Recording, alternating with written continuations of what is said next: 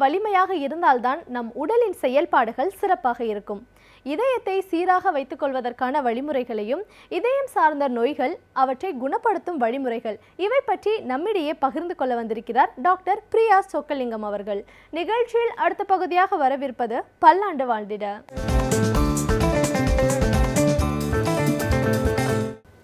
அனைவருக்கும் வணக்கம். இன்று விடியலே வா நிகழ்ச்சியில் ஒரு முக்கியமான ரிஸ்க் ஃபேக்டர், ஹார்ட் அட்டாக் அப்படிங்கிற ஒரு வியாதிக்கான ரிஸ்க் ஃபேக்டர் பற்றி தான் பார்க்க போகிறோம். இது புகைப்பழக்கம், ஸ்மோக்கிங் அப்படிங்கிறத நம்ம இன்றைக்கி கொஞ்சம் அது கூடவே வந்து ஆல்கஹாலிசம் ஆர் மது பழக்கத்தையும் கொஞ்சம் கூர்ந்து கவனிக்க வேண்டும்.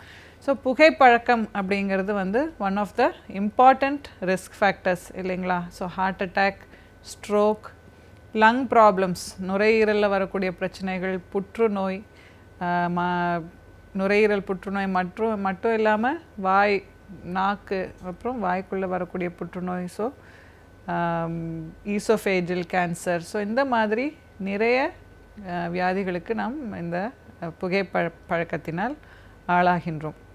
ஸோ இந்த புகைப்பழக்கம் அப்படிங்கிறது வந்து மெடிக்கலாக இது வந்து நம்ம அதை சால்வ் பண்ண முடியும். ஸோ ஏன் அப்படி அதை முக்கியமாக நம்ம ஒரு ப்ராப்ளமாக எடுத்து அதை சால்வ் பண்ணணும் அப்படின்னு நீங்கள் கேட்டிங்கன்னா, அவர்களுடைய லைஃப் நல்ல ஹெல்த்தி லைஃபாக இருக்கணும், நல்லா அவர்களுக்கும் உபயோகம், நல்ல சொசைட்டிக்கும் அவங்க நல்ல உபயோகமாக இருக்கணும் அப்படின்னா டெஃபினட்டாக இந்த புகைப்பழக்கம், மது பழக்கம் இரண்டையுமே ஒரு நபர் விட்டுவிட வேண்டும்.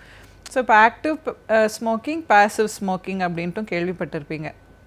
ஸோ ஒருவர் புகைப்பிடிக்கும்பொழுது அவர் செய்வது வந்து ஆக்டிவ் ஸ்மோக்கிங்.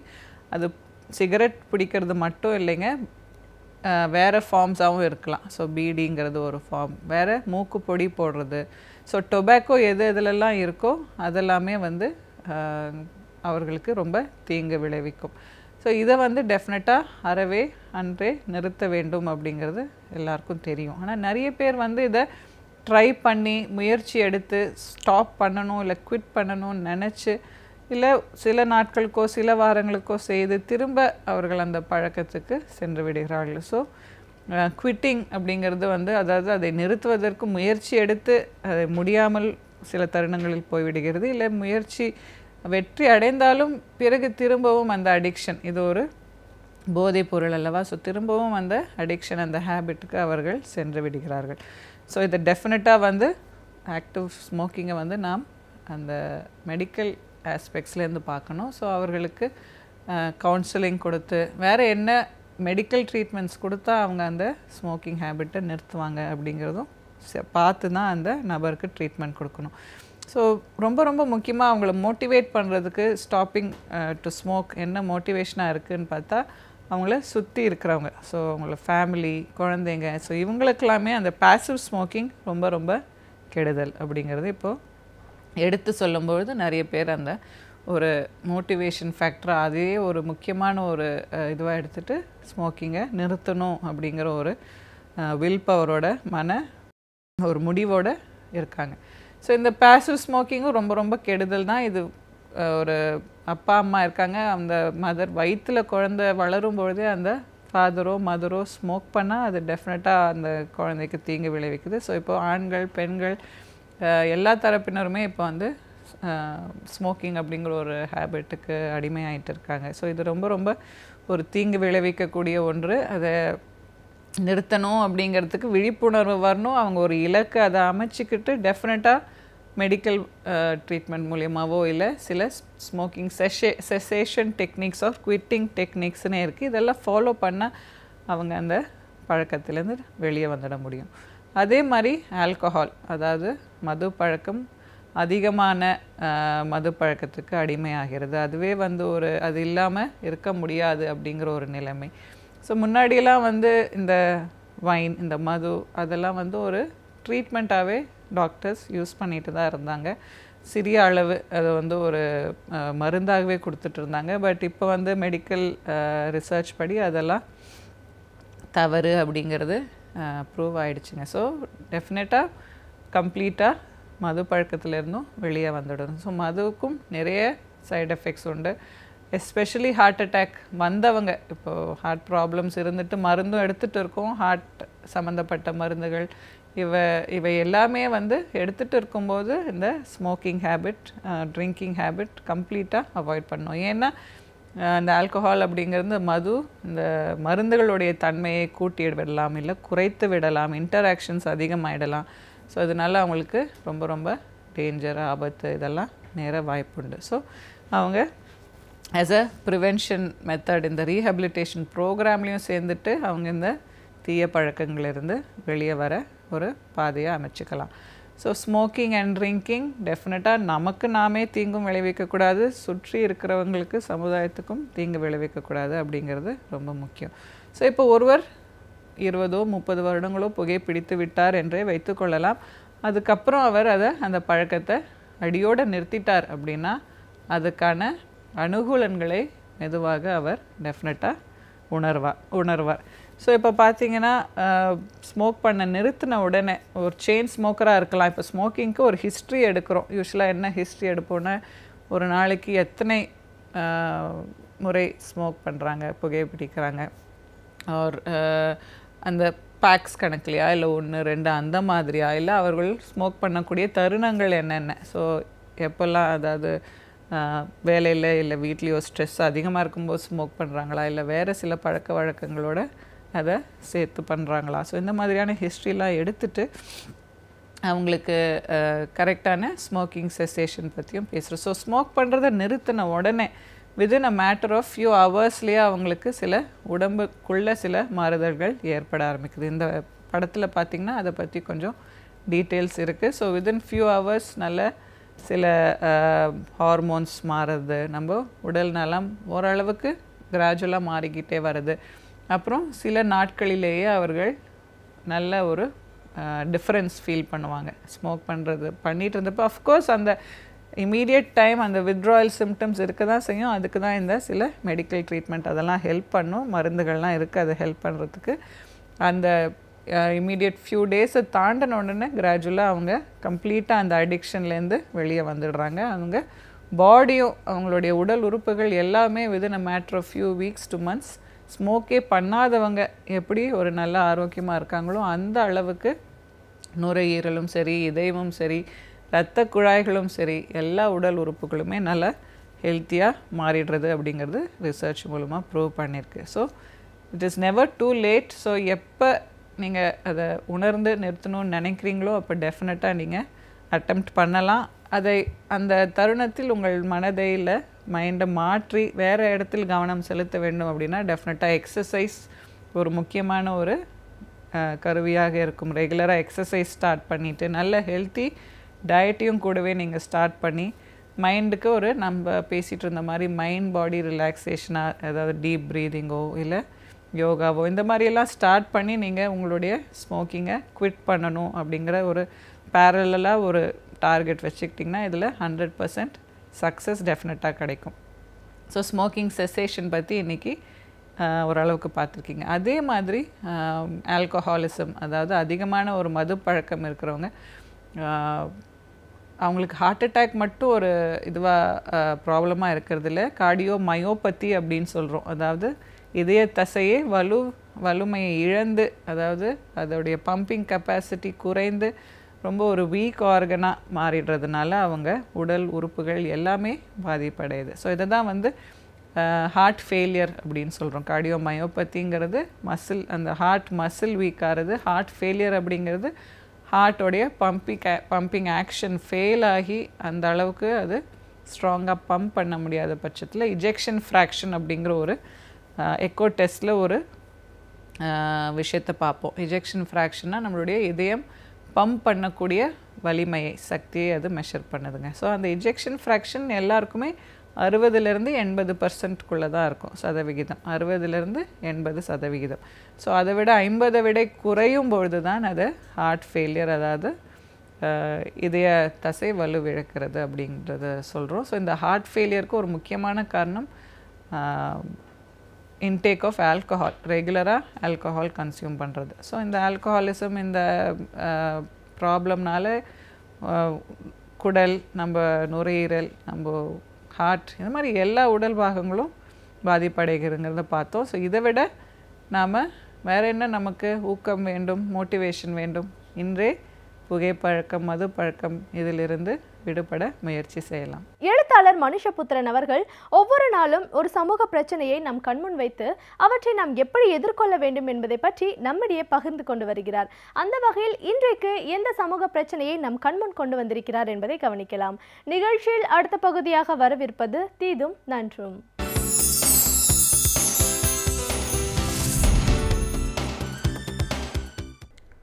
வணக்கம் நண்பர்களே, இன்னும் ஒரு இனிய காலை பொழுதில் தீதும் நன்றும் நிகழ்ச்சியில் உங்களை சந்திப்பதில் மிக்க மகிழ்ச்சி அடைகிறேன்.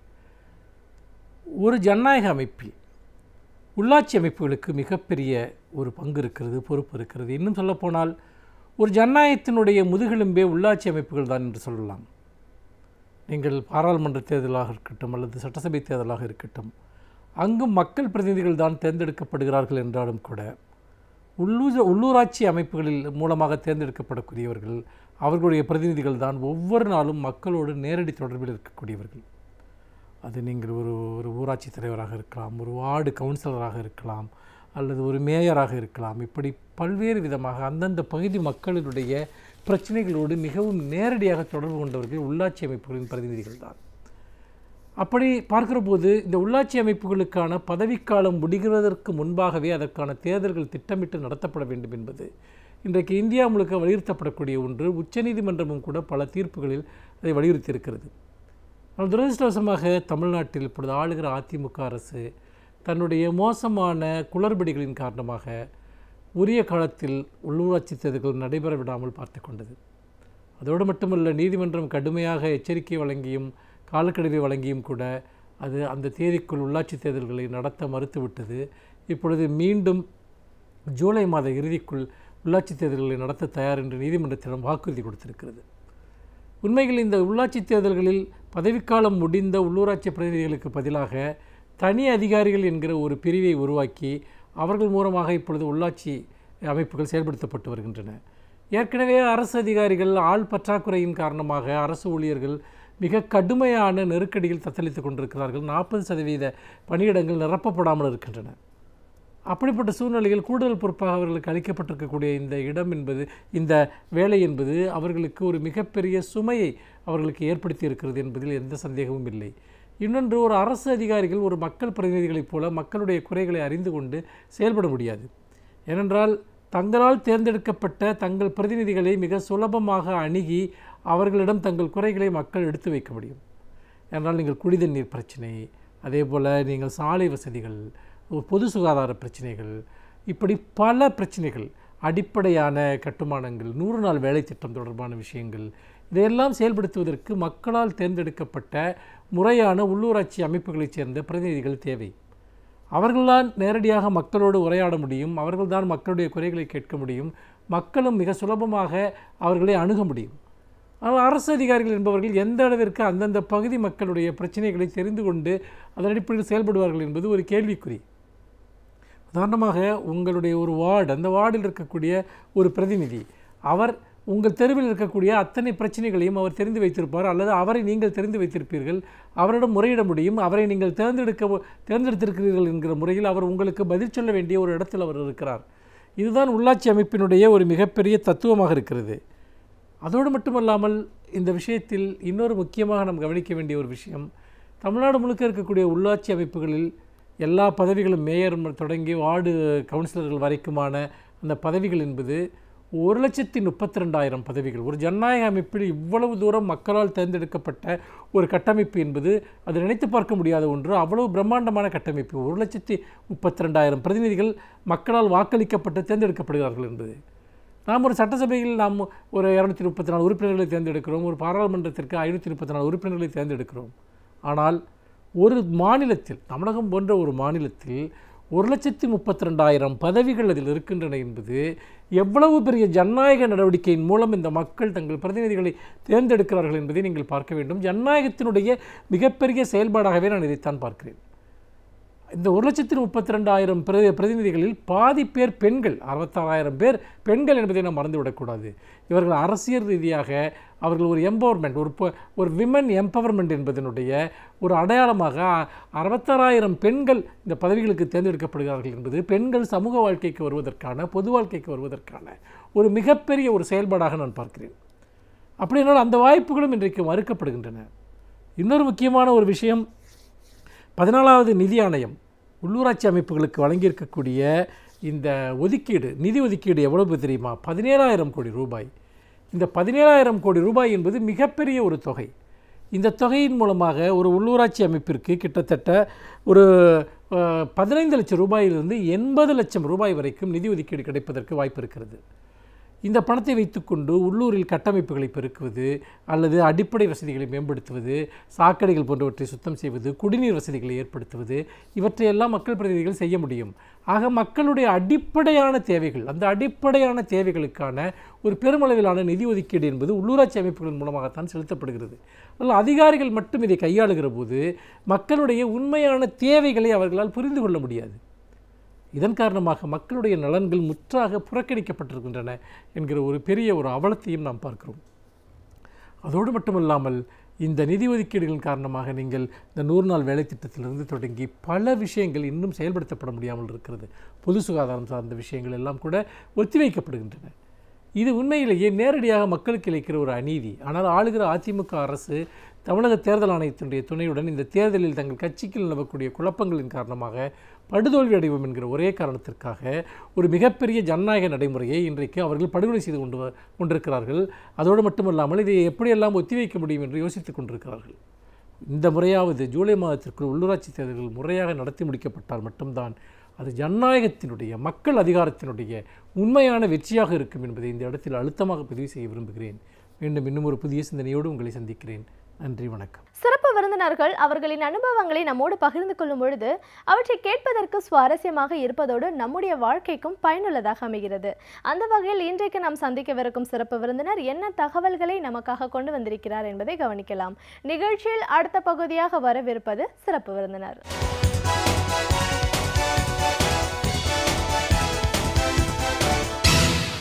வணக்கம் நேயர்களே, விடியலை வா நிகழ்ச்சியின் சிறப்பு விருந்தினருக்கான நேரம் இது. இன்றைய சிறப்பு விருந்தினர் தமிழாசிரியர் முனைவர் புலவர் கருப்புசாமி. ஒரு தமிழ் ஆசிரியரா, மேல்நிலை பள்ளி ஆசிரியரா கிட்டத்தட்ட 25 ஆண்டுகளுக்கு மேலே ஒரு பணியாற்றிய அனுபவம், தமிழ் மொழியோட முக்கியத்துவம் என்ன, தாய்மொழி கல்வியோட அவசியம் என்ன, இப்படி பல விஷயங்களை, கருத்துக்களை இன்னைக்கு நம்ம அவர்கிட்ட இருந்து கேட்டு தெரிஞ்சுக்கலாம். வணக்கம் சார். ஒரு தமிழ் ஆசிரியரா, தமிழோட முக்கியத்துவம், தமிழ் எவ்வளோ தூரம் இன்னைக்கு நம்ம மக்கள்கிட்ட கொண்டு போய் சேர்க்கணுன்ற அவசியத்தில் இருக்கும், அதெல்லாம் பார்க்கும்போது ஆசிரியர் பணியில் வந்து உங்களுக்கு 25 ஆண்டுகளுக்கிட்ட அனுபவம் இருக்குது. இந்த ஆசிரியர் பணி அப்படின்னு நம்ம சொல்லும்போது உங்களுடைய காலகட்டத்தில் எப்படி இருந்துச்சு, இன்னைக்கு அதோட போக்கு எப்படி இருக்குது, தாய்மொழி கல்வியில் நம்ம படிக்க வேண்டிய அவசியம் என்ன, இப்படி பல விஷயங்களை எங்கள் நேரிலோட நீங்கள் முழுமையாக பகிர்ந்துக்கணும் சார். முதல்ல நம்ம தமிழ் அப்படின்னு நம்ம சொல்கிறோம், தமிழுக்குன்னு ஒரு தனி சிறப்பு உண்டு, மிக ரொம்ப தொன்மையான மொழி நம்ம சொல்கிறோம். இதற்கான வரலாற்று ஆவணங்கள் நிறைய இருக்குது, வரலாற்று பூர்வமாக நம்ம அதை நிரூபிச்சுட்டு இருக்கோம். அப்படின்னாலும் இன்றைக்கும் வந்து தமிழ் மொழியோட நம்ம சிறப்புகளை எடுத்து சொல்ல வேண்டிய அவசியத்தில் ஏன் இருக்கும், அதிலிருந்து பேச ஆரம்பிக்கலாம். பொதுவாக நாங்கள் படிக்கும்போதெல்லாம் 6வது வகுப்பில் தான் நாங்கள் ஆங்கிலமே ஏபிசிடியை கற்றுக்கிட்டோம்.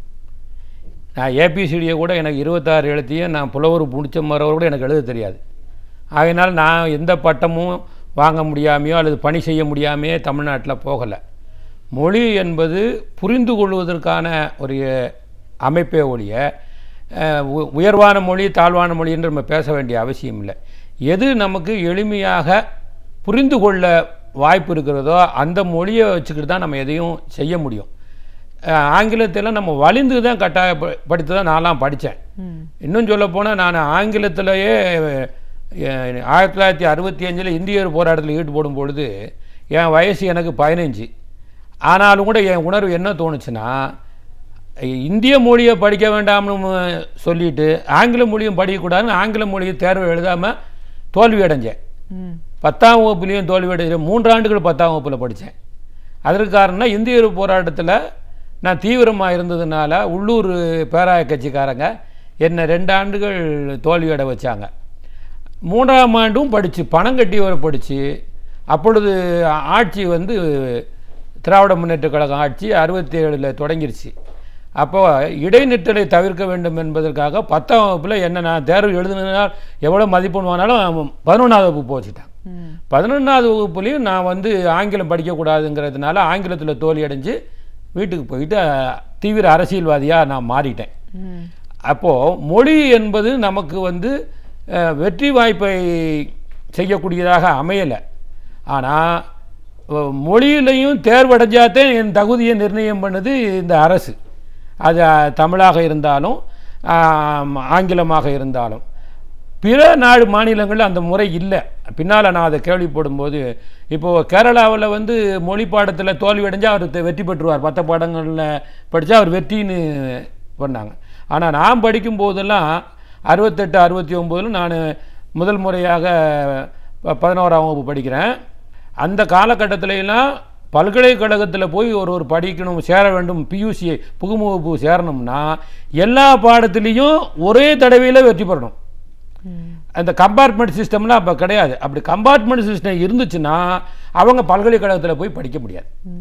ஆனால் மொழியில் தோல்வி அடைஞ்சால் பிற மாநிலங்களெல்லாம் பல்கலைக்கழகத்துக்கு போகலாம். அதுக்கு மொழிக்கு அதுக்கும் தடையில் அந்த விருப்ப பாடங்களை படித்தா அவர் போகலாம். ஆக மொழி என்பது பாருங்கள், மற்ற மாநிலங்களில் அந்த சிக்கல் இல்லை. மொழியை பற்றி அவர் தேர்வு பெற்றிருக்காரா தேர்ச்சி பெற்றிருக்காரான்னு.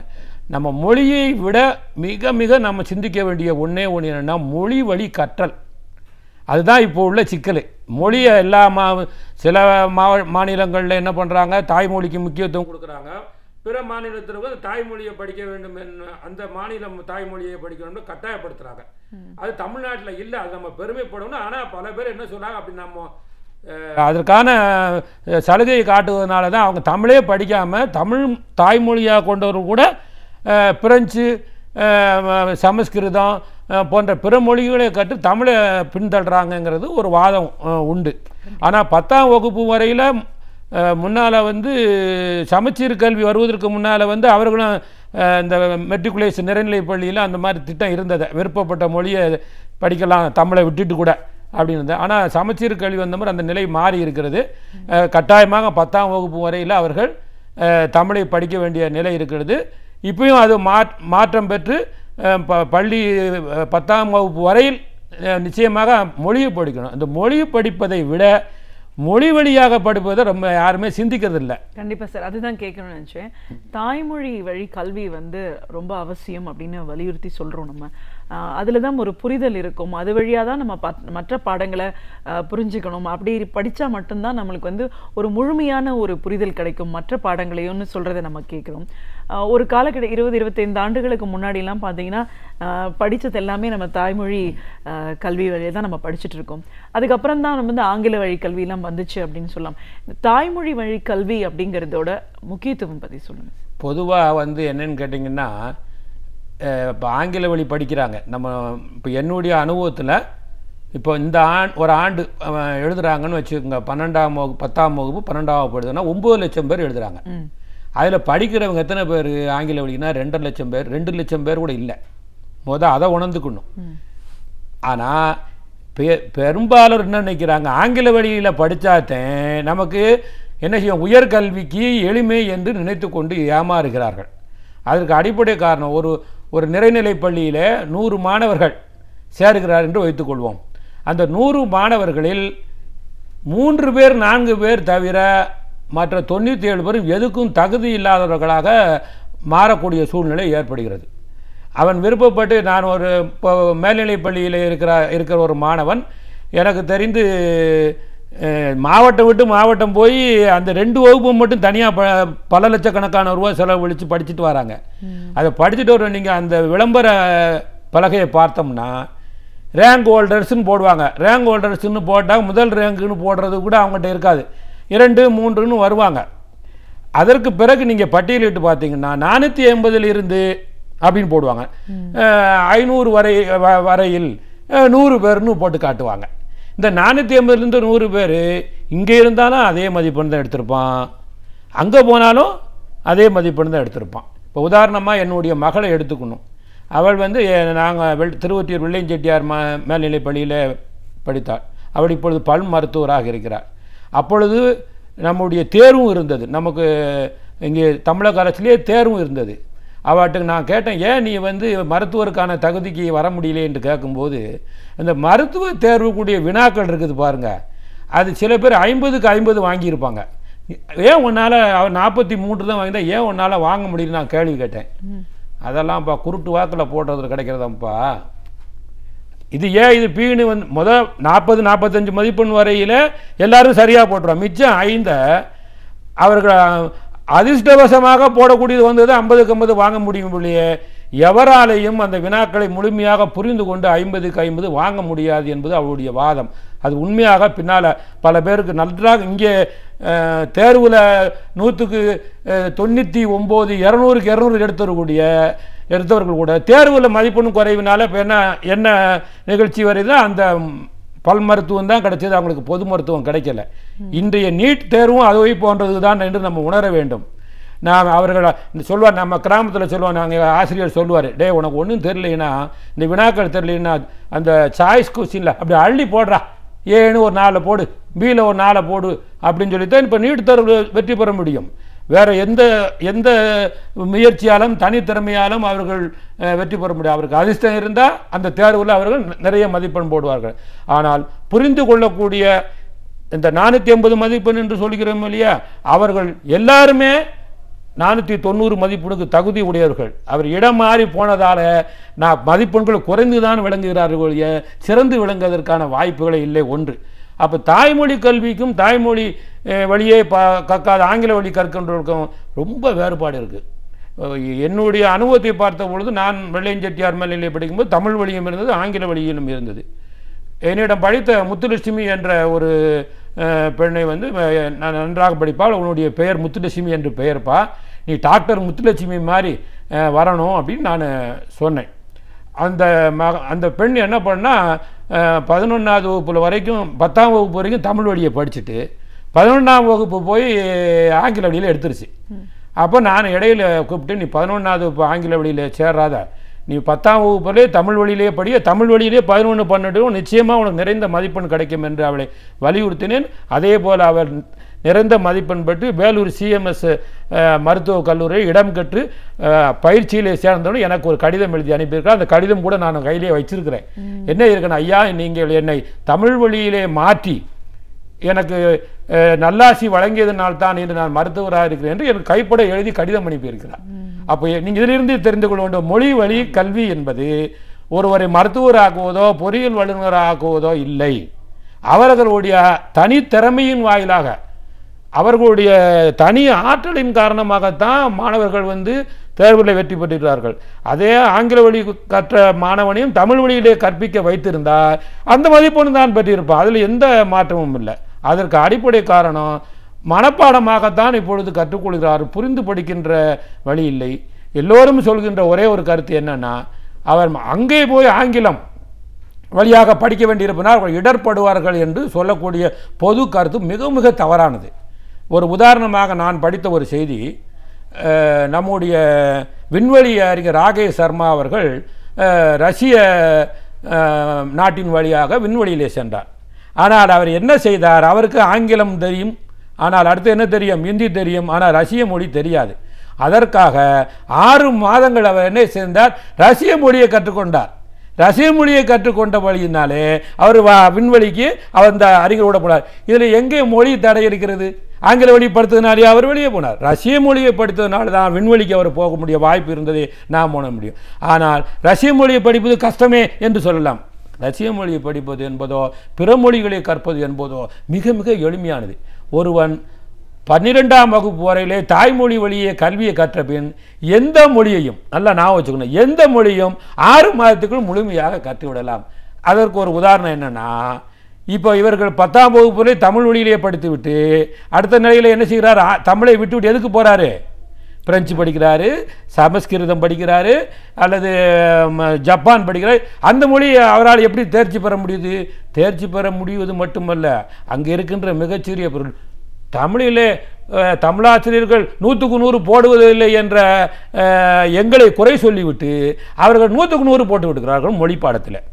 ஏன்னா இது எனக்கு ஒரு பெரிய வருத்தம் என்னென்னா, என்னுடைய உறவினர் பையன் ஒருவன் போன 2 ஆண்டுகளுக்கு முன்னால் 10ஆம் வகுப்பு தேர்வு எழுதியிருந்தான்.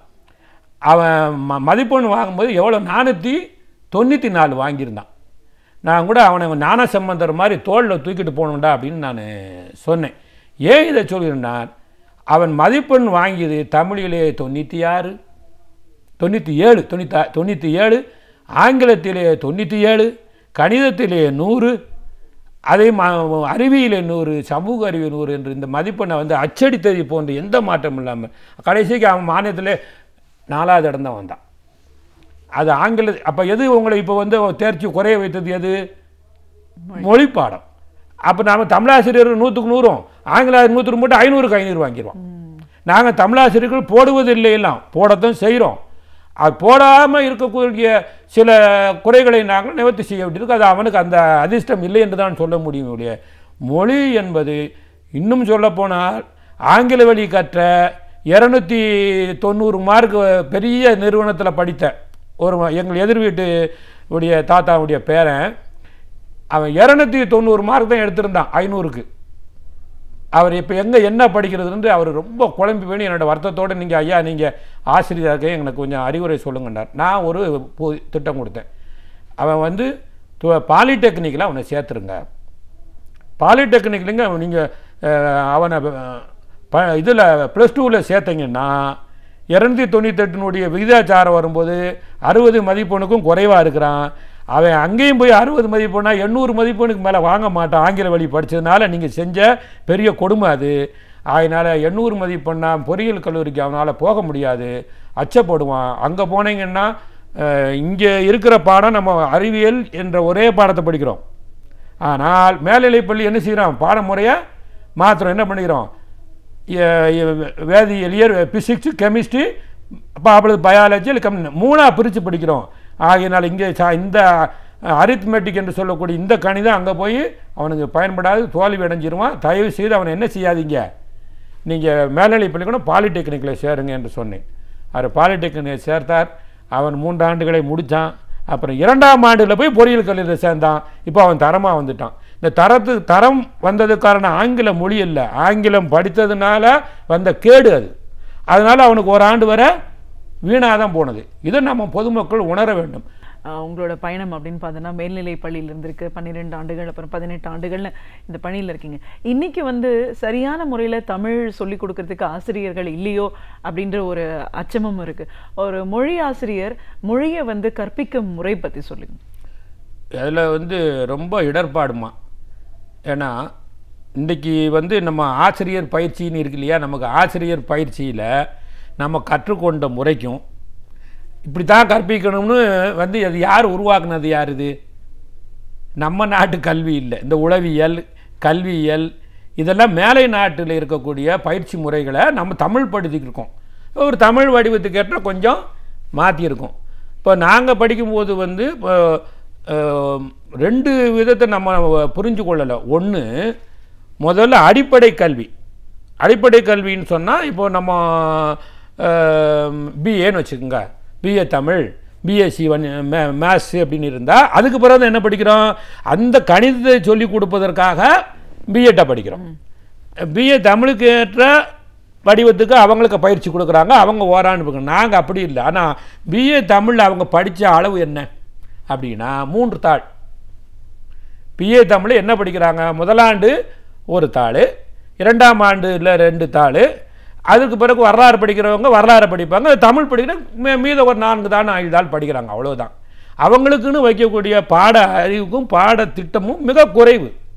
ஆனால் எங்களை போன்ற தனித்தமிழ் படிச்சுட்டு வர்றவங்க நாங்கள் முழுமையாக 5 இலக்கணத்தையும் படிக்கணும், திருக்குறளும் முழுமையாக படிக்கணும், இலக்கியங்கள், சங்க இலக்கியங்கள் போன்ற சில இலக்கியங்களும் குறைவாக வைத்திருந்தாலும் ஓரளவுக்கு நாங்கள் படித்து வந்திருக்கிறோம். ஆகையினா நாங்கள் தனித்தமிழ் படித்துட்டு வந்தவர்கள் கற்பிப்பதற்கும் அவங்க கற்பிப்பதற்கும் ரொம்ப வேறுபாடு. ஆனால் எங்களுக்கு பயிற்சி காலம் 5 மாதங்கள் தான் அப்போ இருந்தது. ஆனாலும் அந்த பயிற்சி காலத்தில் நாங்கள் அதை படித்தோம். ஆனால் நாங்கள் பணியமர்த்தப்படக்கூடிய இடம் என்னன்னு கேட்டால் 6 வகுப்புக்கு மேலே உயர்நிலைப்பள்ளி, நடுநிலைப்பள்ளி, மேல்நிலைப்பள்ளி தான். தொடக்கப்பள்ளிகளை எங்களுக்கு என்ன செய்கிறது இல்லை, எங்களுக்கு பணி வாய்ப்பு கொடுக்கறது இல்லை. அது கொடுக்கறது யார் கொடுக்குறாங்க? இடைநிலை ஆசிரியர்களுக்காக கொடுக்குறாங்க. இடைநிலை ஆசிரியர்களுடைய பொதுக்கல்வி என்ன? 12ஆம் வகுப்பு. 12ஆம் வகுப்பு அவர்கள் என்ன 12ஆம் வகுப்பில் என்ன படிச்சிருக்கிறாங்க? மாணவராக படிச்சிருக்கிறாங்க. அதன் பிறகு அவங்க கற்பிக்கும் முறையை மட்டும் 2 ஆண்டுகள் படிக்கிறாங்க. அதனால் அவங்க தகுதி இல்லாதவர்கள் என்று நான் சொல்ல மாட்டேன். அவர்கள் பாட அறிவை அவர்கள் வளர்த்து கொள்ளணும். இன்னும் நம்ம அவங்க பொதுக்கல்வி தகுதியை அப்புறம் தனியாக இருந்து பிஏ படிக்கிறாங்க, பிஎஸ்சி கணிதம் படிக்கிறாங்க, அஞ்சல் வழியில் என்னென்னமோ படிக்கிறாங்க, மாலை நேரத்தில் படிக்கிறாங்க, அது அப்பாற்பட்ட விஷயம். ஆனால் அவர்களுடைய பொது அறிவு என்ன? தான் படித்த கல்வியை தானே சொல்லிக் கொடுக்குறாங்க, அவ்வளவுதான்.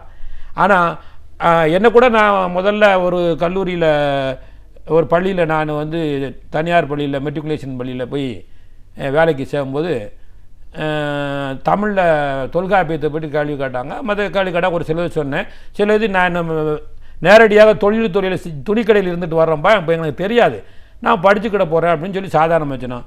அப்படி எப்படி தமிழாசிரியர்கள் நீங்கள் வந்து திறமை இல்லாமல் இருக்கிறீங்களா அப்படி கேட்டாங்க.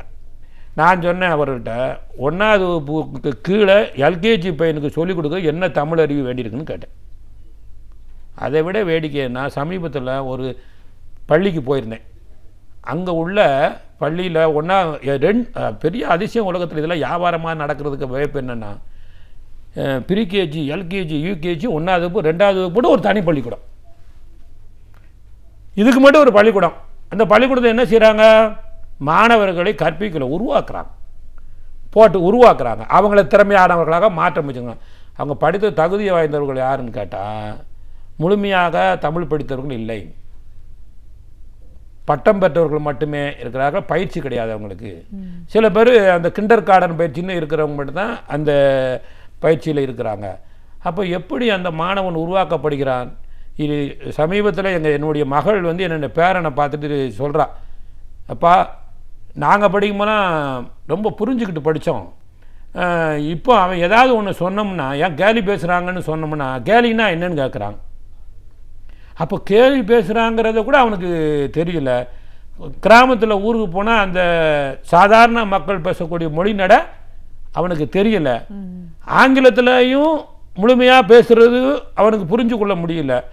மொழியை நம்ம எளிமையாக கற்றுக்கொள்வதற்கு தான் பயிற்சி எடுத்துக்கூட வேண்டுமே ஒழிய மொழியை ஆங்கில மொழியில் கற்பதா தமிழ் மொழியில் கற்பதா என்பதை பற்றியான சிக்கலை நாம் தீர்ப்பதற்கு ஒரே வழி அந்தந்த மாணவனுடைய தனி திறமையை வைத்து அதை அடையாளம் கண்டு தான் நாம் அந்த மொழி வழியை கற்பிக்க வேண்டுமே ஒழிய அவனிடம் ஆங்கில வழியை திணிச்சு நம்ம ஒரு மொழியை கற்பிக்க போட்டோம்னா அவனும் வாழ்க்கையில் வெற்றி பெற முடியாது, அவனை சார்ந்த குடும்பமும் அவனால் வளம் பெறாது என்று கூறி தாய்மொழி வழி கல்வியே மிகச்சிறந்ததாக அமையும் என்பதை கூறி விடைபெறுகிறேன். நன்றி, வணக்கம். நிச்சயமா சார்.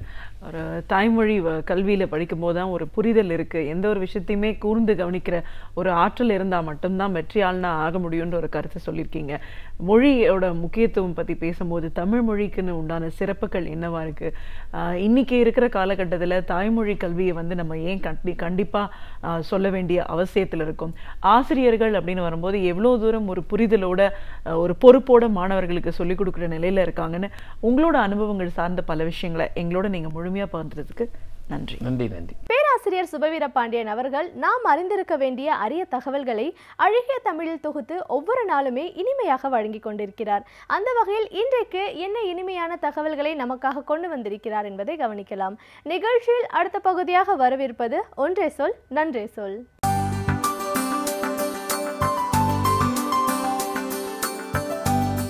அனைவருக்கும் என் அன்பு வணக்கம். ஏப்ரல் 29 புரட்சி கவிஞர் பாரதிதாசன் அவர்களினுடைய பிறந்த நாள்.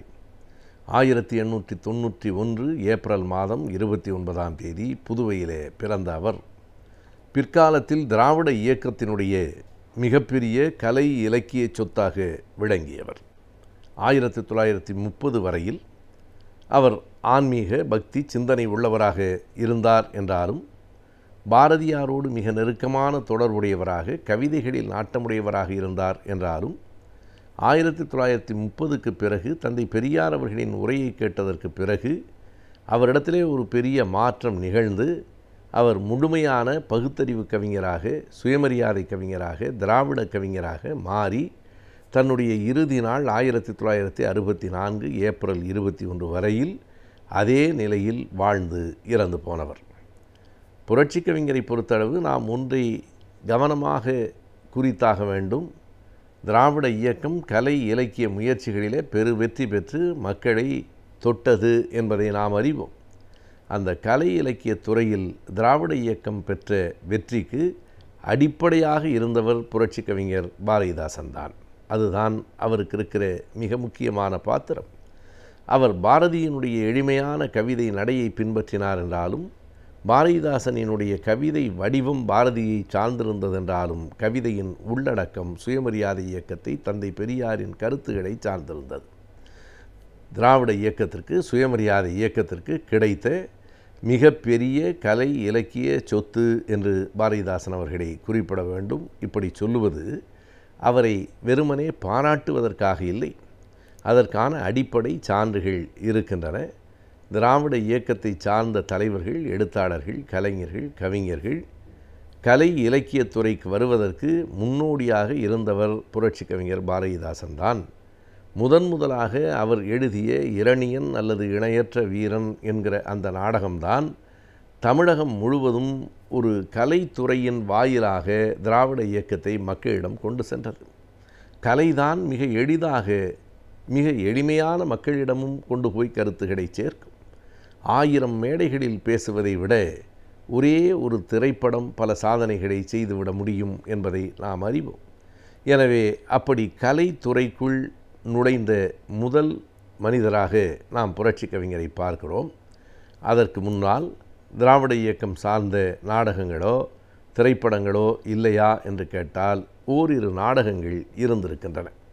அதனை திராவிட இயக்கத்தை ஆய்வு செய்கிற பலருள் ஒருவரான நாடகத்துறை பேராசிரியர் மு. ராமசாமி அவர்கள் தன்னுடைய நூலிலே சான்றுகளோடு குறித்திருக்கிறார். முதலாக 1929 ஆண்டு டிசம்பர் மாதம், அதுதான் திராவிட இயக்கத்தின் சார்பாக நடத்தப்பட்ட முதல் நாடகம் என்று சொல்லலாம். சந்திர கமலா அல்லது சுயமரியாதையின் வெற்றி என்கிற அந்த நாடகம் மதுரையில் மேலமாசி வீதியில் உள்ள ஒரு கொட்டகையில் நடத்தப்பட்டிருக்கிறது. ஆனால் அப்படி ஒரு செய்தி குடியரசு இதழில் இருக்கிறதே தவிர அதற்கு எத்தனை பேர் வந்தார்கள், எப்படி அந்த நாடகம் நடந்தது என்பன போன்ற செய்திகள் இன்று வரையிலே கிடைக்கப்பெறவில்லை. அதனை எழுதியவர், அவருடைய பெயர், அது போன்ற செய்திகள் கிடைக்கின்றன. ஆனாலும் அந்த நாடகம் அதற்கு பிறகு வேறெங்கும் நடத்தப்பட்டதா என்பதும் தெரியவில்லை. மிகப்பெரிய அளவில் மக்களை சென்றடைந்த முதல் நாடகம் 1934 ஆண்டு செப்டம்பர் மாதம் 9ஆம் தேதி சென்னையில் இருக்கிற விக்டோரியா மஹாலில் தந்தை பெரியார் அவர்களின் தலைமையில் நடைபெற்ற இரணியன் அல்லது இணையற்ற வீரன் என்கிற அந்த நாடகம்தான். அப்போது குத்தூசி குருசாமி அவர்கள் இரணியனாக அந்த நாடகத்தில் முதல் 2 முறை நடந்த நாடகங்களிலே நடித்தார். எனவே அன்றைக்கு நடைபெற்ற அந்த இரணியன் அல்லது இணையற்ற வீரன் என்கிற நாடகம் ஒரு பெரும் செல்வாக்கை பெற்றது. 3வது முறையாக அது வாணியம்பாடியில் நடத்தப்பட்டது. தமிழகம் முழுவதும் அந்த நாடகம் வீறு நடை போட்டது.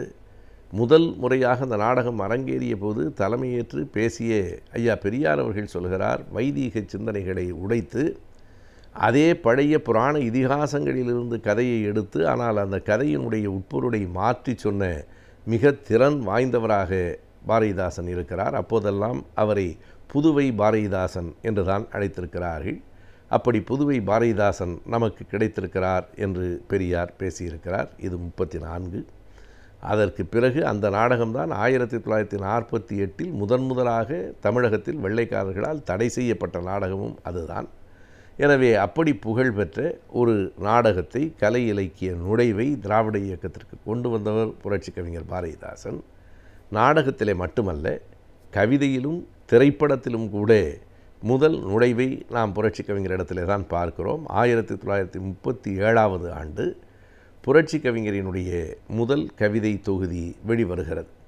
இன்று வரையில் மேடைகளில் பேசப்படுகிற, இன்று வரையில் பேச்சை கேட்கிறவர்களுக்கு எழுச்சி ஊட்டுகிற பாடல்களாக சொல்லப்படுகிற அனைத்து பாடல்களும் அந்த முதல் தொகுதியிலே இருக்கிற பாடல்கள்தான். குறிப்பாக சொல்ல வேண்டுமானால், எங்கள் வாழ்வும் எங்கள் வளமும் மங்காத தமிழென்று சங்கே முழங்கு என்று இன்றைக்கும் நாம் முழங்குகிறோமே, அந்த வரிகள் 37 பாரதிதாசனால் எழுதப்பட்டு முதல் தொகுதியில் இடம்பெற்ற பாடல். அதிலே தான் பல்வேறு விதமான எழுச்சிமிக்க வரிகள் இடம்பெற்றிருக்கின்றன. அதனையும் குத்தூசி குருசாமி அவர்கள் வெளியிட்டார் என்பது ஒரு செய்தி. அந்த அம்மையார் அவர்களும் குருசாமி அவர்களும் வெளியிட்ட அந்த நூல்தான் திராவிட இயக்கத்திற்கு ஒரு வீரியத்தை கொண்டு வந்து சேர்த்த முதல் இலக்கியம் என்று சொல்லலாம். அதற்கு பிறகு முதல் திரைப்படம் எப்போது அறிஞர் அண்ணா அவர்கள், தலைவர் கலைஞர் அவர்கள் இப்படி பலரும் திரைப்பட இயக்கத்திற்குள் சென்று திரைப்படத் துறையில் வெற்றி கொடி நாட்டிய வரலாற்றை நாம் அறிவோம். அந்த திரைப்படங்களின் மூலமாக திராவிட இயக்க கருத்துகள் பரவியதையும் நாம் அறிவோம். ஆனால் எல்லோருக்கும் முன்னோடியாக முதலில் திரைப்படத்துறையில் நுழைந்து சுயமரியாதை கருத்துக்களை முதலில் சொன்னவர் யார் என்று கேட்டால் புரட்சி கவிஞர் பாரதிதாசன் தான். சின்ன சின்ன திரைப்படங்களில் பாடல்களையெல்லாம் அவர் எழுதியிருக்கிறார். ஆனால் அவருடைய பொன்முடிதான் முதல் திராவிட இயக்கத்தினுடைய ஒரு வெளிச்சத்தை கொண்டு வந்த படம் என்று சொல்லலாம். அதற்கு பிறகு தொடர்ந்து அண்ணா அவர்களினுடைய வேலைக்காரி, நல்ல தம்பி போன்றவைகளும், தலைவர் கலைஞர் அவர்களினுடைய திரைப்படங்களும், ஜலகண்டபுரம் கண்ணன் போன்றவர்களினுடைய படங்கள் பாடல்களும் வந்தன. பின்னால் பல்வேறு விதமான திரைப்பட கலைஞர்கள், கவிஞர்கள் எல்லோரும் திராவிட இயக்கத்துக்கு கிடைத்தார்கள். ஆனால் கவிதையானாலும் நாடகமானாலும் திரைப்படமானாலும் திராவிட இயக்கத்திற்கான முதல் ஒரு எழுச்சியை, முதல் அறிமுகத்தை கொண்டு வந்து தந்தவர் புரட்சி கவிஞர் பாரதிதாசன் அவர்கள்தான். அவருடைய பிறந்த நாள் ஏப்ரல் 29. ஒரு நாட்டின் குடிமகனாக இருக்கும் பொழுது அந்நாட்டின் அடிப்படை சட்டங்களை பற்றி நாம் அறிந்திருக்க வேண்டியது அவசியமாகிறது. அந்த வகையில் ஒவ்வொரு வாரமும் இந்த பகுதியின் மூலமாக சில அடிப்படை சட்டங்களை பற்றி நாம் தெரிந்து கொண்டு வருகிறோம். அந்த வகையில் இன்றைக்கும் சில சட்டங்களை பற்றி தெரிந்து கொள்ளலாம்.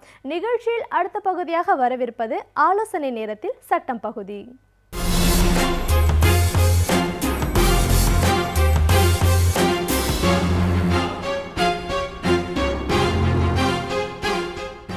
வணக்கம். இன்றைய ஆலோசனை நேரத்தில் நம்ம பேச போகிறது என்னென்னா, இப்போது ரீசெண்டாக வந்திருக்கக்கூடிய 2 ஜட்ஜ்மெண்ட்ஸ், தீர்ப்புகளை பற்றி நம்ம பேச போகிறோம். ஒரு தீர்ப்பு சொல்லுது, இன்றைக்கு காலையில், அதாவது 21ஆம் தேதி அன்றைக்கு காலையில் நியூஸ் பேப்பரை ஓப்பன் பண்ண உடனே ஒரு பாசிட்டிவான விஷயம் பெண்களுக்கு என்னன்னு கேட்டிங்கன்னா, இனிமேல் ஆண்கள் சம்பாதிக்கிற பணத்தில் எவ்வளவு பணத்தை நீங்கள் ஜீவனாம்சமாக கொடுக்கலாம் அப்படின்னு ஒரு கைட்லைனை இன்றைக்கு உச்ச நீதிமன்றம் சொல்லி இருக்கிறது. இந்த வழக்கில் கீழமை நீதிமன்றத்தில் அந்த கேஸ் நடக்குது. அந்த பெண் ஜீவனாம்சம் வேணும்னு கேட்குறாங்க. உங்களுக்கெல்லாம் தெரியாதுல்ல, ஜீவனாம்சம்னு என்ன? வாழ்க்கைக்கான பொருளுதவி. ஒரு பெண் தன்னைத்தானே பாதுகாத்து கொள்ள முடியாத நிலையிலே இருக்கின்ற பொழுது கணவன் அவளுக்கு வழங்க வேண்டும் அப்படின்னு சொல்லி அந்த சட்டம் சொல்லுகிறது. அப்போ இந்த சட்டத்தின் அடிப்படையில் அந்த பொண்ணு கேட்கும்போது அந்த அம்மாவுக்கு முதல்ல 3000 ரூபாய் தான் ஜீவனாம்சமாக கொடுக்குறாங்க. அப்புறம் காலம் செல்ல செல்ல கணவருடைய வேலை வாய்ப்பு ஒரு அருமையான வேலை கிடைக்குது அவருக்கு, அவர் நல்ல சம்பளம் சம்பாதிக்கிறாரு அப்படின்னு சொல்லுகிற பொழுது உயர்நீதிமன்றத்துக்கு அந்த வழக்கு வருது. இந்த மாதிரி இப்போ அதிகபட்சமாக சம்பாதிக்கிறார், எனவே உயர்த்தி கொடுக்க வேண்டும் அப்படின்னு சொன்னபோது அந்த உயர்நீதிமன்றம் என்ன பண்ணுச்சு, 23,000 ரூபாய் மாதம் கொடுக்கணும் அப்படின்னு சொல்லி ஒரு உத்தரவை பிறப்பிச்சது. அந்த அடிப்படையில் இந்த அம்மா சரி நிம்மதியாக இருப்போன்னு நினைக்கும்போது கணவர் என்ன பண்ணுறாரு, உச்ச நீதிமன்றத்துக்கு போகிறார். உச்ச நீதிமன்றத்தில் போய் 23,000ங்கிறது அதிகம், 3,000 தான் கீழ்கோர்ட்டு ஆர்டர் போடுச்சு, இப்போ 23,000 கொடுக்க சொல்கிறாங்க, நியாயம் இல்லை அப்படின்னு சொல்லி அவர் ஒரு வாதத்தை முன் வச்சு அங்கே வழக்கை தொடுக்கிறார். அந்த வழக்கில் தான் இன்றைக்கு ஒரு தீர்ப்பு வந்திருக்கிறது. என்ன தீர்ப்பு அது? அதாவது ஒரு ஆண் சம்பாதிக்கிற தொகையில் 25% ஜீவனாம்சம் கேட்கிற மனைவிக்கும் குழந்தைகளுக்கும் கொடுக்க வேண்டும் அப்படின்னு ஒரு தீர்ப்பு. இது எவ்வளோ வரவேற்க தகுந்த ஒரு விஷயம்னு பாருங்கள். ஆனால் இந்த தீர்ப்பு எவ்வளவு வரவேற்க தகுந்த விஷயமோ அதே அளவுக்கு நம்ம ஒப்பிட்டும் பார்க்கணும். இதுக்கு முன்னாடி வரைக்கும் நீதிமன்றங்கள் இந்த மாதிரியான ஜீவனாம்ச வழக்குகளில் குழந்தைகளுடைய படிப்பு, மருத்துவ செலவு, இந்த பெண்ணுடைய மருத்துவ செலவு, அன்றாட வாழ்க்கைக்கான செலவுகள், இவற்றை எல்லாவற்றையுமே போக்குவரத்து எல்லாமே கணக்கில் எடுத்துகிட்டு தான் ஒரு தொகையை வழங்கும். அப்போ இது வரைக்கும் எழுதப்படாத விதியாக ஏற்கனவே இருந்த உச்ச நீதிமன்ற தீர்ப்பின் அடிப்படையில் என்ன சொன்னாங்க, 3ல் 1 பங்கு கொடுக்கணும், 90,000 சம்பாதிச்சாரா 30,000 கொடுக்கணும் அப்படின்னு சொன்னாங்க. ஆனால் இப்போது அது மாறி இருப்பதை நம்ம பார்க்குறோம். அதில் கூட இந்த தீர்ப்பை பொறுத்த வரைக்கும் ஒரு முக்கியமான விஷயம் நான் வந்து கவனிக்கிறது என்னன்னு கேட்டிங்கன்னா, இப்போ அந்த 25% கொடுக்கறது எந்த அமௌண்ட்லேருந்து அப்படின்னு கேட்டிங்கன்னா, நெட் பே அப்படிங்கிற அமௌண்ட்லேருந்து. நெட் பேங்கிறது என்ன? ஒட்டு மொத்தமாக ஒரு சம்பளம் வரும், அதில் பிடித்தம் போக வருகிற தொகை தான் நெட் பே என்று சொல்லப்படுகிற ஒரு தொகை. அப்போது ஒரு ஆள் வந்து 90,000 ரூபாய் சம்பாதிக்கிறாரு, பிடித்தம் போக 70,000 இல்லை 65,000 தான் எனக்கு வருதுன்னு சொல்லக்கூடிய வாய்ப்பு இருக்கா அப்படின்னு ஒரு கேள்வி எழும் இல்லையா? ஆமாம், சொல்ல முடியும். கணவர் வந்து ஒரு வண்டி வாங்கியிருப்பார், ஒரு கார் வாங்கியிருப்பார், அதுக்கு லோன் கட்டுவார், வீடு வாங்கியிருப்பார், அதுக்கு லோன் கட்டுவார், அது போக ஃபெஸ்டிவ் லோனுன்னு வாங்குவார், அந்த லோனு இந்த லோனுன்னு எல்லாம் வாங்கினார்னா கடனுக்காக இந்த தொகைகள் கழிக்கப்பட்டு கொண்டே வருகிற பொழுது நெட் பேங்கிறது வந்து ரொம்ப கம்மியாக இருக்கிற மாதிரி காட்டுவாங்க. இன்றைக்கு நீதிமன்றங்களில் நிறைய பேர் என்ன பண்ணுறாங்கன்னு நினைக்கிறீங்க? இதுதான் நடக்கிறது. அதாவது என்னுடைய தொகையெல்லாம் ரொம்ப கம்மியாக போட்டு நெட் பேயில் வந்து நான் 90,000 சம்பளமாக இருந்தாலும் எனக்கு ஒரு 60,000 வர மாதிரி இல்லை 50,000 வர மாதிரியான கணக்கை வந்து கொண்டு வர வச்சு, இப்போ ஒன்றும் இல்லை பிஎஃப் பணம், கிராச்சுவிட்டி பணம், அதிலிருந்தெல்லாம் வந்து லோன் வாங்கிக்கிறது, அப்புறம் இதுக்கு கட். ஆக இப்படியான நடைமுறைகள் பண்ணுகிற பொழுது நெட் பேங்கிறது ரொம்ப கம்மியாக தான் இருக்கும். இதை பற்றின பார்வையை வந்து உச்சநீதிமன்றம் வந்து எந்த அளவில் எடுத்திருக்கு அப்படின்னு எனக்கு தெரியலை. ஏன்னா இன்றைக்கி தான் வந்து பேப்பர்ல எல்லாம் வந்திருக்கு, இனிமே தான் தீர்ப்பு வரக்கூடும். ஆனால் உச்சநீதிமன்றம் கட்டாயமாக இதில் ரீசனபிள் டிடக்ஷன்ஸ் என்னன்னு பார்க்கணும். ரீசனபிள் டிடக்ஷன்ஸ் என்ன சொல்லுங்கள் பார்க்கலாம். இப்போ ஒருத்தருக்கு வந்து கட்டாயமாக வந்து பிஎஃப் கொடுக்கணும், அல்லது கிராஜுவிட்டிக்கான கட்டணம் கட்டணும், அல்லது அங்கே இருக்கக்கூடிய சங்கத்துக்கான ஒரு தொகை போகணும், இந்த மாதிரியான விஷயங்கள் வந்து இஎஸ்ஐக்காக கட்டுறது, இந்த மாதிரியான விஷயங்கள் எல்லாமே என்னன்னு பார்த்தீங்கன்னா அவையெல்லாம் வந்து தவிர்க்க முடியாத கழிவுகள். தவிர்க்க முடியாமல் இந்த அளவுக்கான பணம், இதுக்கான பணத்தை எல்லாம் பிடிச்சிட்டு அப்புறம் தான் சேலரி கொடுக்க முடியும். நிறைய இடங்களில் வந்து வருமானத்திற்கான வரியை கூட பிடித்தம் செய்து கொண்டு கொடுக்கிற நடைமுறையும் அமலிலே இருந்து வருகிறது. இதெல்லாம் வந்து தடுக்கவே முடியாது அப்படிங்கிற ஒரு விஷயம். எதெல்லாம் வந்து அன்ரீசனபிள் டிடக்ஷன்ஸ் அப்படின்னு நீங்கள் பார்த்தீங்கன்னா, நான் வீடு வாங்கினேன், நான் கார் வாங்கினேன், ஸ்கூட்டர் வாங்கினேன், அந்த லோன் எடுத்தேன், இந்த லோன் எடுத்தேன் அப்படின்னு சொன்னால், இந்த வீடுங்கிறது ஒரு லாபம் தரக்கூடிய ஒரு விஷயம். இட்ஸ் அன் அசெட் அப்படின்னு சொல்லுவாங்க. அப்போது இது வந்து அவருடைய சொத்து என்று வருகிற பொழுது அது சேமிப்பாக மாறுகிறது. எனவே அவற்றையெல்லாம் கழித்து விட வேண்டும் என்று ஏற்கனவே உச்சநீதிமன்றம் தீர்ப்பு கொடுத்துருக்கு. அப்போ இந்த தீர்ப்பை வைத்து பார்க்கிற பொழுது இந்த விஷயங்களெல்லாம் வந்து அதில் வந்து பேசப்பட்டு இருக்கிறதா அப்படின்னு தெரிந்து கொள்ள வேண்டியது ரொம்ப ரொம்ப அவசியமாக இருக்குது. இப்போ இதுலேயே இன்னொரு கனெக்டடான ஒரு தீர்ப்பு இருக்குது. என்ன சொல்லுது அந்த தீர்ப்புன்னா, ஆண்களுக்கும் வந்து ஜீவனாம்சம் கொடுக்கப்பட வேண்டும். பெண் வேலைக்கு சென்றால் ஆணுக்கு ஜீவனாம்சம் கொடுக்கணும்னு. நம்ம ஊரில் தெரியும், டாஸ்மாக் திறந்ததுக்கப்புறம் பாதி ஆம்பளைங்க அந்த அடிமட்டத்தில் இருக்கக்கூடிய பாதி ஆண்கள் வேலைக்கே போகிறதில்ல, போக வேண்டியது கடையில் வாங்கி ஊற்ற வேண்டியது, போய் வீட்டில் படுக்க வேண்டியது. இந்த அம்மா காய்கறி விற்பாங்க, பூ விற்பாங்க, அல்லது வீட்டு வேலைக்கு போவாங்க, அல்லது வேறு ஏதாவது ஒரு கடைக்கு வேலைக்கு போவாங்க. அந்த மாதிரி இருக்கிற அந்த பணத்தை அடித்து கொண்டு வாங்கி கொண்டு வருது.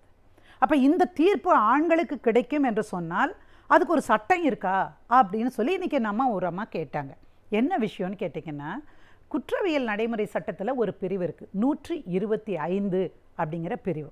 அந்த 125வது பிரிவின் அடிப்படையில் பார்த்திங்கன்னா, யாரொருவர் தன்னைத்தானே பாதுகாத்து கொள்ள முடியாத நிலையிலே இருக்கிறார்களோ, தன்னை பராமரித்து கொள்ள முடியாத நிலையிலே இருக்கிறார்களோ, அவர்கள் அடுத்தவரிடமிருந்து, அடுத்தவர்னு யார்? கணவனாக இருந்தால் கணவன், மனைவியாக இருந்தால் மனைவி, இவர்களிடமிருந்து பெற்றுக்கொள்ளலாம் அப்படின்னு அந்த சட்டம் சொல்லுகிறது. அப்போ இந்த தீர்ப்பு கூட வரவேற்க தகுந்த தீர்ப்பு மாதிரி நிறைய பத்திரிகைகள் எழுந்தது. ஆமாம், வரவேற்க தகுந்த தீர்ப்பு தான். ஆனால் இன்றைக்கல்ல, எப்பொழுது அந்த சட்டம் ஆக்கப்பட்டதோ அன்றைக்கே இருவருக்கும் பொதுவான சட்டமாக இருத்தி வைக்கப்பட்டிருக்கிற ஒரு விஷயம். இப்போ வந்து நான் நல்லா படிச்சிருக்கேன், இது வரைக்கும் நல்லா வேலைக்கு போயிட்டுருந்தேன், ஆனால் நான் தனியாக போட்டு கீழே உருண்டு புரண்டு என் ஒய்ஃபுக்கிட்ட இருந்து நான் வந்து பணம் கேட்குறேன் அப்படின்னு சொன்னால் அது சரியான நடைமுறை தானா? அப்போ நான் சம்பாதிக்கல, நீ கொடு அப்படின்னு அடித்து பிடிச்சி வாங்குறதுங்கிறது எப்படி சரியாக இருக்க முடியும் அப்படின்னு பெண்களுடைய கேள்வி இன்றைக்கி வருகிறது. அப்படின்னு யோசிச்சு பாருங்களேன். அப்போது இதற்கு முன்னைய பல தீர்ப்புகள் என்ன சொல்லியிருக்குதுன்னு கேட்டிங்கன்னா, அதாவது நீங்கள் வந்து ஆண் வந்து ஏபிள் பாடி தியரின்னு ஒரு விஷயம் சொல்லுவாங்க. ஆணுக்கு வந்து உழைப்பதற்கான வலுவான உடம்பு இருக்கிற வரைக்கும் அவர் வந்து உழைத்து சம்பாதித்து சாப்பிட முடியும், அவர் தன்னுடைய மனைவியை பராமரிக்க வேண்டும், கட்டாயமாக எனக்கு வேலை இல்லைன்னாலாம் நீங்கள் போய் சொல்லிட முடியாது அப்படின்னு ஒரு தீர்ப்பு எல்லாம் நிறைய வந்திருக்குது. அதில் அப்படி பார்க்கிற பொழுது இங்கே இருக்க பெண் சம்பாதிக்கலாம். இன்றைக்கு தேவை அதிகரித்திருக்கிறது, பெண்கள் கல்வி பெற்றிருக்கிறார்கள், வேலைக்கு செல்கிறார்கள், சம்பாதிக்கிறார்கள்னு சொன்னால் அதை காரணம் காட்டியே நான் வந்து வேலைக்கு போக மாட்டேன் நீ கொடுன்னு சொல்கிறது எப்படி சரியாக இருக்கும்? அப்போ இந்த சிந்தனையும் பொருத்தி இந்த தீர்ப்பில் நம்ம பார்க்க வேண்டி இருக்கிறது. உண்மையிலேயே ஒரு ஆண்னால் உடலில் திறன் இல்லாமல் அல்லது வேறு ஏதாவது ஒரு காரணங்களால் நோய்வாய்ப்பட்டிருந்தா வேலைக்கு போகலை அப்படின்னு சொல்லுகிற பட்சத்தில் அவருடைய மனைவி வேலைக்கு போனால் அது ப்ரைவேட் எம்ப்ளாயியாக இருந்தாலும் சரி அல்லது வேறு எதுவாக இருந்தாலும் சரி, அப்போ அதையெல்லாம் என்னன்னு கேட்டிங்கன்னா கட்டாயமாக ஜீவனாம்சம் கொடுத்துத்தான் தீர வேண்டும். அப்போ இந்த 2 விஷயத்தையும் பார்க்கிற இந்த வேளையில் இன்னொரு விஷயம் என்னன்னு கேட்டிங்கன்னா டொமஸ்டிக் வயலன்ஸ் ஆக்ட் இருக்குது. அதில் கூட ஜீவனாம்சத்தை பற்றி குறிப்பிடப்பட்டிருக்கிறது.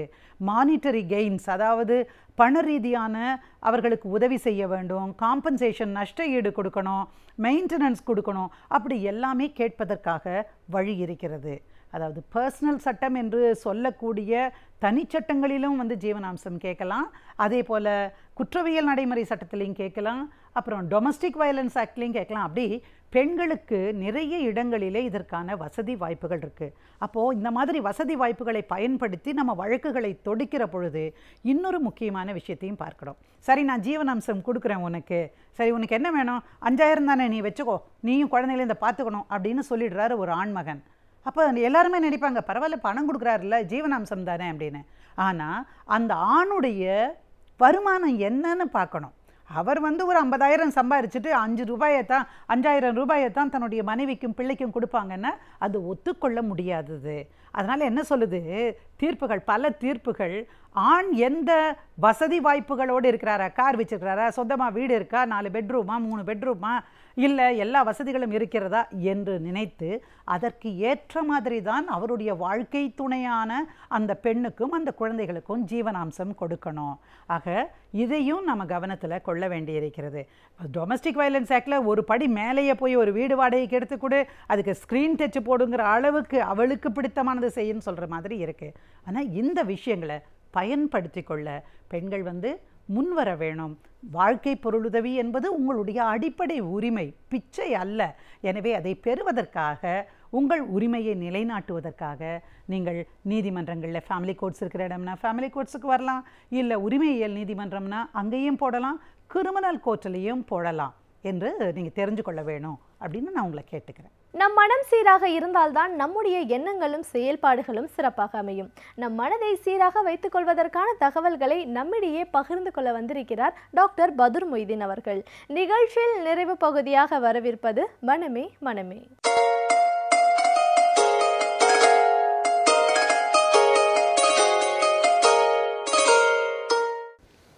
வணக்கம் நேர்களே, நாம் சிறுவர்களின் உள்ளத்தை பற்றி நாம் பார்த்து கொண்டிருக்கின்றோம். சிறுவர்களின் உள்ளம் இருக்க பெற்றோர்களின் உள்ளம் என்ன பாடுபடுகின்றது? ஒருவேளை குழந்தை, அதாவது ஒரு குறைபாடுள்ள குழந்தையாக மருத்துவர் தெரிவித்துவிட்டால் அந்த பெற்றோர்களுடைய மனநிலை எப்படி இருக்கின்றது என்று பார்ப்போமா? பார்ப்போம்.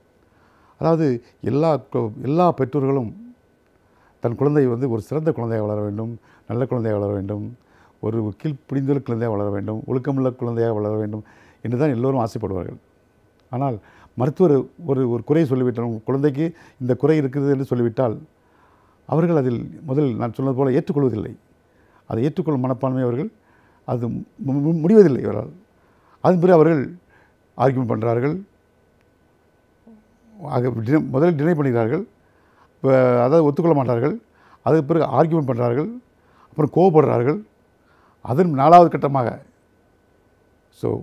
முதலில் அவர்கள் ஒத்துக்கொள்ள மறுப்பது, அப்புறம் கோவப்படுறது, அப்புறம் ஆர்கியூ பண்ணுறது, கடைசியாக 4வது கட்டமாக அவர்கள் ஏற்றுக்கொள்கிறார்கள். அவர் ஏற்றுக்கொள்ளும்போது அதன் பிறகு அவர்கள் டிப்ரெஷன், மன கஷ்டத்துக்கு ஆளாகிறார்கள்.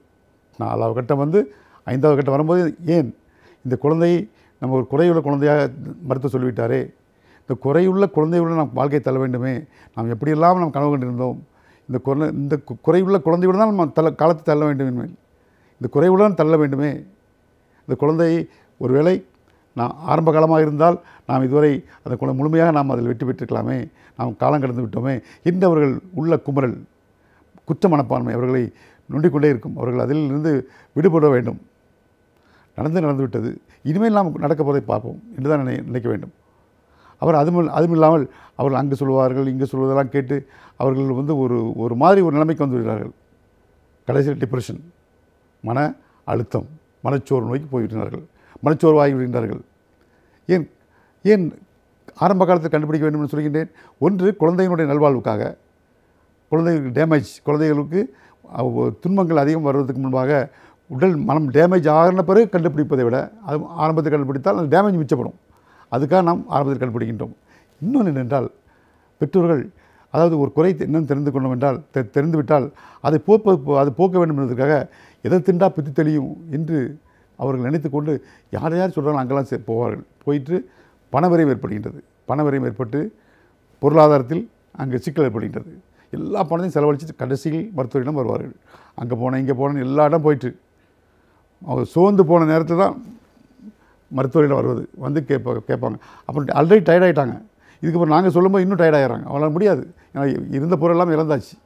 எல்லா பொருளும் இழந்து விட்டது. குழந்தைக்காக செலவு பண்ணி பணச்சிக்கல் ஏற்படுகின்றது. அங்கே நீதிநிலை மோசமாகின்றது குழந்தைக்காக. அதன் பிறகு அந்த குழந்தைகளை எடுத்து விலையும் செல்ல முடியாது. எங்கே போனாலும் பிரச்சனை. ஸ்கூலில் போனால் பிரச்சனை, வெளியே எங்கேயும் போக முடியாது. அது போனால் யாராவது கிண்டல் அடிப்பாங்க, கேலி பேசுவாங்க. ஒரு நல்ல காரியங்கள் கெட்ட காரியங்கள் போக முடியவில்லை. பெற்றோர்கள் ஒரு கல்யாணத்துக்கு போகணுன்னால் ஒன்று தாய் போகின்றார்கள், தந்தை குழந்தையை பார்த்துக்கிறாங்க வீட்டில். தந்தை போகின்றால் தாய் குழந்தையை பார்த்துக்கிறாங்க. தாயும் தந்தையும் தம்பதியர்கள் இரண்டு பேரும் ஒன்றாக எங்கும் போக முடிவதில்லை. ஒன்று போனால் யாராவது சொல்லிவிடுகிறார்கள், குற்ற உணர்வு வந்துவிடுகிறது, மனக்கசப்பு வந்துவிடுகிறது. யார் செய்த வினையோ இந்த பாய் என்ன பாவம் பண்ணாலோ யாராவது ஒரு நாள் பேசிவிடுவார்கள். குடும்பத்தில் உள்ளவர்கள், சொந்தக்கார நண்பர்கள், பொதுவாக சொந்தக்கார நண்பர்கள் எல்லாம் இதுபோல் ஒரு குழந்தையை நாம் ஒரு பார்க்கும் போது அந்த பெற்றோர்களுக்கு நாம் கண்டிப்பாக நாம் அதை குறை சொல்லக்கூடாது. கொண்டு அவர்களை என்கரேஜ் பண்ணணும். மற்றவர்களை நாம் அக்கம் பக்கத்தில் உள்ளவர்கள் சுற்றுச்சூழல் உள்ளவர்கள் அதுபோல் குழந்தைகளை நாம் ஒரு குறையுள்ள குழந்தைகளை பார்த்தோம் என்றால் அந்த குழந்தைகளும் சரி அந்த பெற்றோர்களையும் சரி நாம் எந்த ஒரு நோகடிக்கக்கூடாது. மனதால் சொல்லாலோ செயலாலோ நோகடிக்கக்கூடாது. நாம் அவர்களை கொஞ்சம் என்கரேஜ் பண்ணுறது பெரிய தர்மமாக இருக்கும். அதை புரிந்து கொள்ள வேண்டும், அதை தெரிந்து கொள்ள வேண்டும். ஒரு விழிப்புணர்வு வர வேண்டும் நமக்கு. நாம் ஏதோ ஒரு கேலியாக பேசுகின்றோம், தமாசாக பேசுகின்றோம், சில வேணுக்கென்று பேசுவார்கள். இதெல்லாம் அந்த பெற்றோருடைய மனதை எவ்வளோ புண்படுத்துகிறது தெரியுமா? அவர்கள் கடைசியில் என்ன செய்தார்கள், அந்த நிகழ்ச்சிகளே போவதில்லை. யாரும் சொல்லியிருக்கார்கள், சொல்லிவிட்டோன்னே என்ன பாவம் பண்ணாலும் தெரியல, பாவத்தின் சம்பளமாக நாம் முற்பர்கள் என்ன பாவம் செய்து தெரியவில்லை, என் குடும்பத்தில் என்ன பாவம் செய்தாலும் தெரியவில்லை, என் குழந்தை இப்படி வந்து விட்டுருது, நான் என்ன செய்வேன் என்று அவர்கள் நொந்து நூலாகிறாங்க பெற்றோர்கள். இதுக்காக எங்கேயும் போகிறதே இல்லை. கல்யாணமாக போக வேண்டாம், நல்ல காரியம் கெட்ட காரியம் ஃபங்க்ஷன்ஸ் எதுக்கும் போகிறதில்லை, வேண்டாம். போனால் யாராவது சொல்லிடுவாங்களோ அந்த பயந்து போய் வெந்நீரில் உள்ள பூனைக்கு தண்ணியில் தான் பயன்னு சொல்லுவாங்க. அதுபோல் யாரும் சொல்லிடக்கூடாது என்பதற்காக அவங்க நிகழ்ச்சிகள் போகிறதே இல்லை. அப்போ எங்கே தான் போகிறது? அந்த பெற்றோர்கள் இருவரும் அந்த குழந்தையை கொண்டு போகிறது ரெண்டே இடம் தான். ஒன்று மருத்துவமனை, இன்னொன்று கோயில். இந்த ரெண்டு தான் அந்த குழந்தையை எடுத்துக்கிட்டு பெற்றோர்கள் செல்கின்றார்கள். வேறு எங்கேயும் அவங்க போகிறதில்லை. ஒன்று மருத்துவமனை அல்லது கோயில். ஆகவே அந்த பெற்றோர்களை நாம் மனநோயை நாம் பேசக்கூடாது. மற்ற அக்கம் பக்கத்தில் உள்ளவர்களெல்லாம் குழந்தையை குறைக்கவும் கூடாது, நாம் குறைச்சி பேசவும் கூடாது. ஸோ இதுபோல் அவர்கள் படுகின்ற பாட்டை பாருங்கள். அங்கே இதுபோல் ஒரு கஷ்டம், பொருளாதார நெருக்கடி, இருக்கிற பணத்தெல்லாம் விட்டாச்சு, அந்த பணம் இல்லாமல் அவர்கள் இப்பொழுது வைத்தியம் வந்து விடுகின்றது. மருத்துவர் முறையாக சொல்கின்றார், ஆனால் அவர்களிடம் பண வசதி குறைந்து விட்டது இல்லை. அவன் டயர்டாகி நிறைய இடத்துக்கு போய் டயர்டாகிடுறாங்க. உடலும் சோர்ந்து விடுகின்றது. உடல் சோர்வு, மனசோர்வு, பணசோர்வு எல்லாம் வந்து விடுகின்றது அவர்களுக்கு. ஸோ இதுபோல் அவர்கள் கஷ்டப்படுகின்றார்கள். ஆகவே நாம் அந்த குழந்தைகளை நாம் தரக்குறைவாக பேசக்கூடாது என்று நாம் தெரிந்து கொள்ள வேண்டும். சரி, எல்லாரும் அப்படி பேசிவிட்டார்களே, அரசாங்கம் என்ன செய்கின்றது என்று பார்ப்போமா? அரசாங்கம் என்ன தான் செய்கின்றது? ஸோ இதுபோல் பெற்றோர்கள் கவலைப்படுகிறார்கள். பெற்றோர் நொந்து இருக்காங்க. ரொம்ப அவங்க முகமே ஈயாடலை, அப்படி இருக்காங்க. அவர்கள் நொந்து போய் இருக்கின்றார்கள். அரசாங்கம் என்ன செய்கின்றது? மற்றவர்கள் போல அல்ல. அரசாங்கம் அவர்களை கை தூக்கி விடுகின்றது. அந்த குழந்தைகளை என்ன பண்ணுகின்றது? அரசாங்கம் செய்கின்ற உதவிகள் என்ன? அந்த குழந்தையுடைய பெற்றோர்களுக்கு அதாவது வருட கணக்கில், அதாவது வருமானத்தில் வரி விலக்கு ஏற்படுத்தியிருக்கின்றது. அந்த குழந்தைகளுக்கென்று மாதம் அரசாங்கத்திலிருந்து வருமானம் வருகின்றது. 1500 ரூபாய் மாதம் அரசாங்கம் தருகின்றது அந்த குழந்தைகளுக்கு. அது மட்டும் இல்லாமல் அந்த குழந்தை ட்ராவல் பண்ணுவதற்கு அதாவது பயணிப்பதற்கு பஸ் ஃப்ரீ பஸ்ஸில் வந்து விலையில்லா டிக்கெட் தான், பஸ் ஃப்ரீ, ட்ரெயின் ஃப்ரீ என்று அவர்கள் இப்போ பண்ணிவிட்டிருக்கிறார்கள். அரசாங்கத்திலிருந்து அவர்கள் லோன் எடுத்துக்கலாம். அந்த குழந்தைங்களுக்கு அரசாங்கம் இவ்வளோ செய்கின்றது. ஏன் அந்த குழந்தைகள் மட்டும் இல்லாமல் அந்த பெற்றோர்களையும் கண் கலங்கக்கூடாது. அந்த பெற்றோர்கள் கண் கலங்கக்கூடாது. இந்த குழந்தை பெற்றுவிட்டேனே என்று கண் கலங்கக்கூடாது. அவர்கள் அதனுடைய அந்த தாக்கத்தை குறைப்பதற்கு தான் அரசாங்கம் செய்கின்றது. அவர்களை டிரான்ஸ்ஃபர் பண்ணுறதில்லை. அவர்கள் எங்கேயாவது ஒருவேளை அரசாங்க பணியில் இருந்தால் அவர் வெளியூர் மாற்ற வேண்டும் என்றால் அவர்களுக்கு எளிதாக அவர்களுடைய கடிதம் அதுக்கு முக்கியத்துவம் கொடுக்கப்படுகின்றது. முக்கியத்துவம் கொடுத்து அவர்களை ஊக்குவிக்கின்றது. அவர்களை நாம் இஷ்டப்படி மற்றவர்கள் இஷ்டப்படி அவர்களை டிரான்ஸ்ஃபர் பண்ண முடியாது. இதன் காரணமாக அவர்களுடைய வேண்டுகோளெல்லாம் முக்கியத்துவம் கொடுக்கப்படுகின்றது. ஸோ அவர்களை எளிதாக டிரான்ஸ்ஃபர் பண்ண முடியாது. உயர்தல் அளித்தாலும் அவராக விரும்பினா உடனே அவர்களுக்கு முக்கியத்துவம் கொடுக்கப்படுகிறது, டிரான்ஸ்ஃபர் பண்ண நடைபெறுகிறது. லோன் எடுக்கலாம். லோன் எடுத்தால் 3 பாகம் அரசாங்கமே கட்டுகின்றது. அவர் எடுக்கின்ற அந்த குழந்தைக்கு வேண்டிய ஒரு சின்ன தன்னுடைய வாழ்க்கையை தானே அமைத்துக் கொள்ள வேண்டும்.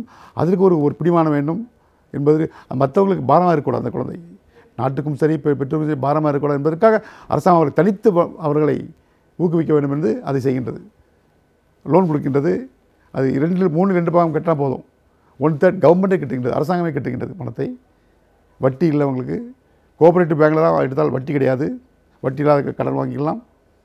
அது மட்டுமல்லாமல் வேலைவாய்ப்பில் 3% முக்கியத்துவம் கொடுக்கின்றது. அதாவது இடஒதுக்கீடு இருக்கின்றது அவர்களுக்கு. ஸோ இதுபோல் எத்தனையோ சலுகைகள் அரசாங்கம் அவர்களுக்கு கொடுத்து அவர்களை ஊக்குவிக்கின்றது. அவர்களை திருப்பதி போனோமா ஒரு பேஷண்ட் என்று சொல்கிறார்கள்.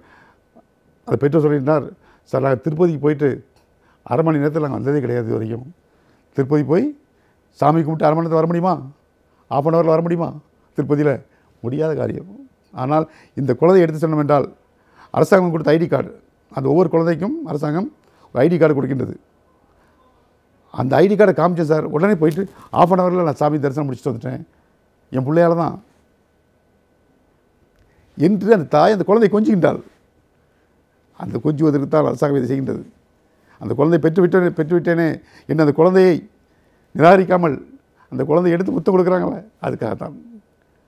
அந்த குழந்தையால் தான் என்ன அந்த பையனால் தான் நான் 1/2 மணி நேரத்தில் தரிசனம் முடித்து வர வேண்டியது சொன்னார்கள். இதுபோல் அரசாங்கம் செய்கின்றது. இதை நாம் ஏற்றுக்கொள்ள வேண்டும். சில பேர் வேண்டாம் என்று சொல்கின்றார்கள். அப்படி செய்யாதீர்கள். அரசாங்கம் தரக்கூடிய சலுகைகளை அன்போடு ஏற்றுக்கொள்ளுங்கள். குழந்தையையும் அரசாங்கத்தில் ஒரு குழந்தையாக நீங்கள் சேர்த்து விடுங்கள். அந்த குழந்தைக்கு பிற்காலம் மிக சிறப்பாக அமையும் என்று கூறிக்கொண்டு விடைபெறுகிறேன். நன்றி, வணக்கம்.